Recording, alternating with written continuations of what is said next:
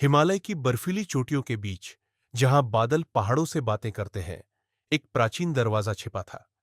यह दरवाजा केवल तभी दिखता था जब चांद की रोशनी एक खास कोण पर नीलम पत्थर पर पड़ती थी।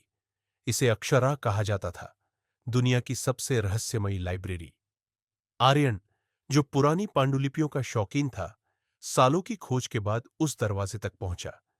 जैसे ही उसने भारी लकड़ी के द्वार को धकेला, उसकी आंखें फटी की फटी रह गई। लाइब्रेरी का नजारा। अंदर कोई छत नहीं थी, बल्कि सीधा चमकता हुआ ब्रह्मांड दिखाई दे रहा था। किताबें अलमारियों में रखी नहीं थीं, बल्कि वे हवा में सुनहरे पक्षियों की तरह उड़ रही थीं। हर किताब की अपनी एक धड़कन थी। जादुई अनुभव। आर्यन ने एक नीली मखमली किताब की ओर हाथ बढ़ाया।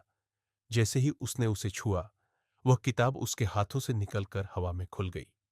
अचानक पन्नों से शब्द निकलकर उसके चारों ओर घूमने लगे।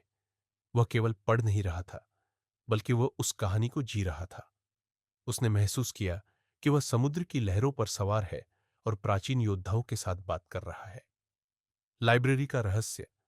वहां की मुख्य लाइब्रेरियन अनाया, जो एक साय की तरह प्रकट हुई, उसने बताया। आर्यन, यह लाइब्रेरी कागजों से नहीं, बल्कि लोगों की भूली हुई यादों और अधूरी इच्छाओं से बनी है। यहाँ हर वो कहानी है जो कभी लिखी नहीं गई। अनाया ने एक चेतावनी दी, तुम यहाँ से कोई भी ज्ञान ले जा सकते हो, लेकिन बदले में तुम्हें अपनी सबसे प्रिय याद यहाँ छोड़नी होगी। आर्यन ने पूरी रात उस जादुई ज्ञान को सोखा, लेकिन अंत में उसने महसूस किया कि उसकी अपनी यादें, उसके परिवार और बचपन की खुशियां किसी भी जादुई शक्ति से कहीं बढ़कर थीं। वह बिना कोई किताब लिए बाहर आ गया।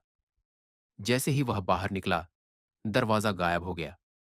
आर्यन के पास अब कोई जादुई शक्ति तो नहीं थी, लेकिन उसके पास एक ऐसी कहानी थी जो अब अक्षरा की उड़ती हुई किताबों में हमेशा के लिए दर्ज हो गई थी।